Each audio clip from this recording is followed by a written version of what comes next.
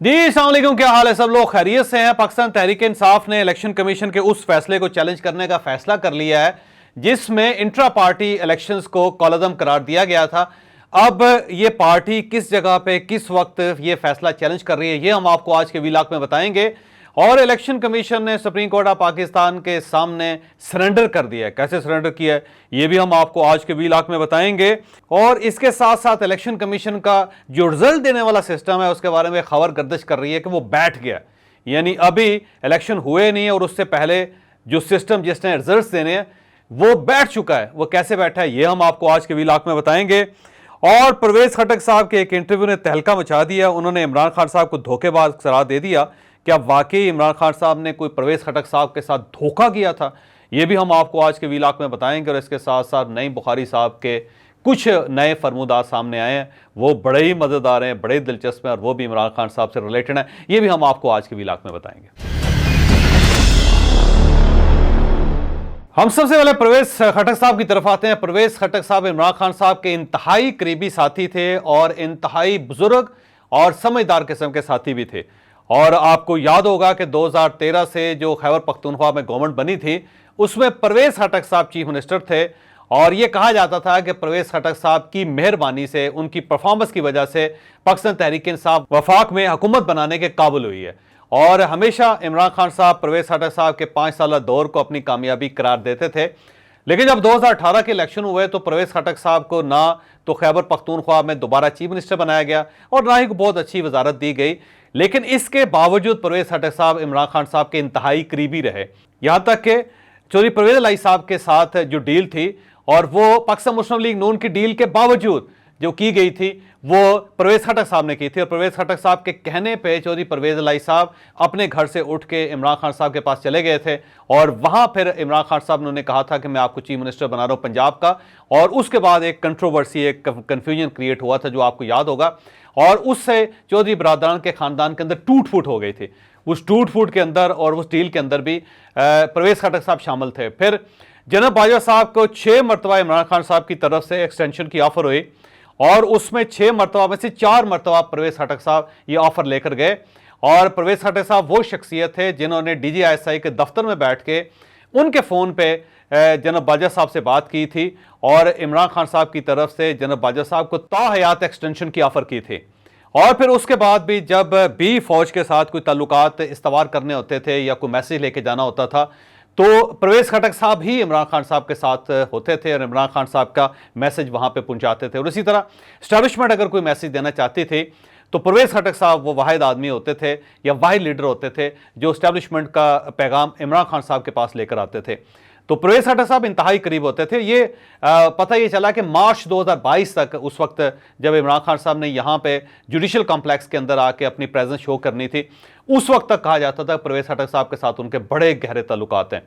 लेकिन इमरान खान साहब का ये क्लेम है कि मुझे परवेज खटक और सदर आरफ अलवी ने तैयार किया था कि आप जुडिशल कॉम्प्लेक्स में ज़रूर जाएं और वहाँ जाके आपको अपने आप को अदालत के सामने पेश करना चाहिए अगर आपने सियासत करनी है। तो इनके कहने पे फिर मैं लाहौर से निकला और जब मैं मोटरवे पर पहुंचा तो मुझे रास्ते में बताया गया कि आपको वहां पे कत्ल करने की साजिश है। और उसके बाद फिर जो कुछ हुआ आपके सामने जुडिशल कॉम्प्लेक्स के ऊपर, आपको याद होगा कि इमरान खान साहब जब पहुंचे थे तो इनके वर्करों ने यलकार कर दी थी, वहां पे पुलिस के साथ धींगा मुश्ती हुई थी और एक ऐसा खौफनाक किस्म का वहां पे तसादम पैदा हुआ, जन्म लिया तसादम ने, जो उस वक्त की खबरों के अंदर बहुत ज़्यादा गर्म था। और जब इमरान खान साहब वहां से जुडिशल कॉम्प्लेक्स से निकल के लाहौर वापस गए थे तो उन्होंने कहा कि 2 लोग इस साजिश में शामिल थे, एक परवेज खटक और दूसरा सदर आरफ अलवी, ये मुझे मरवाने वालों में लोगों में शामिल थे। और उसके बाद परवेज खटक साहब के साथ इनके तल्लुकात को बहुत अच्छे नहीं रहे और फिर जब 9 और 10 मई हुए तो उसके बाद परवेज खटक साहब ने इमरान खान साहब से अपने आप को अलग कर लिया। परवेज खटक साहब ने कल एक टेलीविजन चैनल पर इंटरव्यू दिया था, उसमें उनकी कुछ चीज़ें बड़ी दिलचस्प थी। एक तो उन्होंने कहा कि इमरान खान साहब ने मेरे साथ धोखा किया था। इमरान खान साहब ने मुझे चीफ मिनिस्टर नहीं बनाया 2018 में खैबर पख्तूनख्वा का। उसके बाद जब उन्होंने मुझे ऑफर की कि आप वफाक में आ जाएं तो मैंने कहा कि अगर मुझे वजीर दाखिला बनाएंगे तो मैं फिर ठीक है, मैं फिर कंफर्टेबल हूं, मैं फिर आ जाऊंगा। और अगर आप दाखिला के वजीर मुझे नहीं बनाते तो फिर MPA ठीक हूं, मैं सूबे के अंदर बैठ जाऊंगा। लेकिन इमरान खान साहब ने कहा कि ठीक है, मैं आपको वजीर दाखिला बना रहा हूं। और इमरान खान साहब ने उठ के मेरे साथ 2 मरतबा हाथ मिलाया। फिर उनका ये कहना था कि इमरान खान साहब ने मुझे ये भी ऑफर की थी कि मैं आपको सदर बनाता हूं। लेकिन ना उन्होंने मुझे सदर बनाया और ना ही उन्होंने मुझे वजीर दाखिला बनाया, बल्कि उन्होंने मेरे साथ ठीक ठाक किस्म का धोखा किया। उनका यह कहना था कि मैं मौके की तलाश में था, मैं सियासतदान हूं, मैं मौके की तलाश में था कि मैं बैठा रहूं और किसी ना किसी वक्त मेरा दौर स्टार्ट हो जाएगा। लेकिन इमरान खान साहब ने धोखा किया मेरे साथ, और साथ उन्होंने कहा कि अल्लाह की तौबा है, ऐसे लोगों से तौबा करनी चाहिए। अब परवेज़ खट्टर साहब की सारी बातें दुरुस्त हो सकती हैं, वाकई ही ये बात दुरुस्त है, ये ठीक है। मैं कहता हूं कि वाकई उन्हें इमरान खान साहब ने सदर बनाने का कहा था, लेकिन जब सदर बनाने की बारी आई थी तो आरफ अलवी साहब को वो कराची से ले आए और ये यहाँ पे उन्होंने नैरेटिव दिया कि क्योंकि मैं खुद पश्तून और पंजाबी हूँ, यहाँ पे या कोई पश्तून आएगा या पंजाबी आएगा ऐवान सदर में तो ये डिसबैलेंस ही हो जाएगी सारी सूरत हाल, तो कराची के लोगों को हमें प्रमोट करना चाहिए। और उस वजह से ज़ाहिर परवेज़ खट्टर साहब सदर नहीं बन सके थे। फिर वज़ीर दाखिला की जो पोजीशन थी उस पर उन्होंने सबसे पहले कहा कि अफवाज पाकिस्तान अपना बंदा अपॉइंट करना चाहती है, और उस वक्त याद होगा आपको कि ब्रिगेडियर एजाज साहब जो थे वो उस वक्त वज़ीर दाखिला बने थे, और उस वक्त इमरान खान साहब ने कहा था कि ये जनरल बाजवा साहब ने उन्हें बनाया। और ये बात दुरुस्त भी है कि जनरल बाजवा साहब ने उनकी सिफारिश की। तो जनरल बाजवा साहब ने बाद में मेरे साथ गुफ्तगू करते हुए भी ये कहा था कि हमने सिर्फ एक आदमी को अपॉइंट करवाया था कैबिनेट में, और वो ब्रिगेडियर एजाज साहब थे। जो हमारी गलती थी उसकी वजह यह थी कि एजाज शाह साहब जो हैं वो मेरे टीचर रहे थे, और मेरा ख्याल ये था कि उनसे बेहतर डिलीवर करने वाला, परफॉर्म करने वाला कोई नहीं था। लेकिन एज फैक्टर बहरहाल फैक्टर होता है, तो उस वक्त ज़ाहिर है फिर परवेज़ खट्टर साहब को ये पोजीशन भी नहीं मिल सकी। लेकिन अब सवाल ये है कि अगर परवेज़ खट्टर साहब का ख्याल था कि इमरान खान साहब एक धोखेबाज आदमी है और इस शख्स पे एतबार नहीं करना चाहिए, तो फिर अगला सवाल ये बनता है कि आप 4 साल तक उस धोखेबाज आदमी के साथ क्यों रहे, और आप उसके बिहाफ पे एस्टैब्लिशमेंट के साथ क्यों डील करते रहे। फिर आप दूसरी जो पार्टीज थे उनके पास क्यों जाते रहे, और वहाँ पे आप सालसी का किरदार क्यों अदा करते रहे। अगर वो शख्स धोखेबाज है और धोखेबाज था, तो फिर आपने उसे उस वक्त क्यों नहीं छोड़ा जब वो इक़्तिदार में था। आप क्यों इंतज़ार करते रहे कि ये कमज़ोर हो जाएगा, ये गिरफ्तार हो जाएगा, तो फिर आप इससे अलग हो जाएंगे, फिर आप इसको छोड़ेंगे। तो ये एक बहुत बड़ा सवाल है जो मेरा ख्याल है परवेज़ खट्टर साहब से पूछना चाहिए। बाकी उन्होंने अपने इंटरव्यू में ये बात कर ली है कि मैं मौके का इंतज़ार कर रहा था, तो फिर अगर ये मौके का इंतज़ार कर रहे थे तो फिर इन्हें इमरान खान को मौका परस्त नहीं कहना चाहिए, इन्हें इमरान खान साहब को बुरा भी नहीं कहना चाहिए, और इन्हें यह भी नहीं कहना चाहिए कि अल्लाह तौबा ऐसे लोगों से कि जो वादा पूरा नहीं करते।